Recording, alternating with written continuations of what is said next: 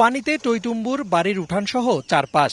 ঘরের ভেতরে ঢুকছে উজানের ঢল ও বৃষ্টির পানি। তার মধ্যেই চুলায় রান্না বসিয়েছেন রংপুরের গঙ্গাচড়ার দুলালী বেগম। আলাপে জানালেন শঙ্কার কথা, আরেকটু পানি বাড়লে হয়তো খাবার তৈরির উপায়ও আর থাকবে না। কাল থেকে ভাত আনি নাই, ভাত চড়াইনো আলতা চুলে তুলি অন্যের উপর তুলি ভাত চড়াইনো। রাত্রে ঘর দিয়ে সব চুলা সব ভিজে গেছে, রান্না বান্নার মনে করেন খুব কষ্ট হয়েছে।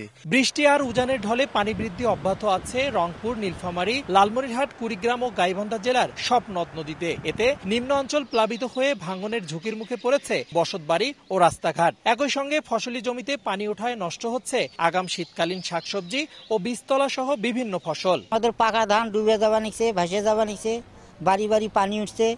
নদীটা খনন করলে আমাদের খুব সুবিধা হয়। নদী খনন না হয় আমাদের কিন্তু বিরাট আতঙ্ক তো আমরা পড়িয়েছি, আবার শিবের চোখ ধ্বংস হয়ে যাওয়া নিচ্ছে। তিস্তা নদী আরো যদি পানি বাড়ি যায়, বাড়ি টাড়ি তলে যায়, তাহলে আমরা কিভাবে থাকবো?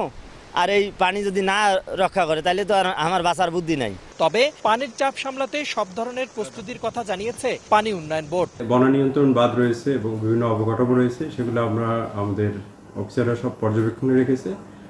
আমরা জেলা প্রশাসন, উপজেলা প্রশাসনের সাথে সমন্বয় করে করতেছি।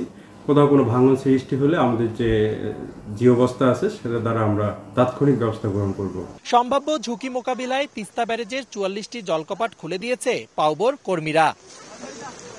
রিদওয়ান হিমেল, সময় সংবাদ, রংপুর।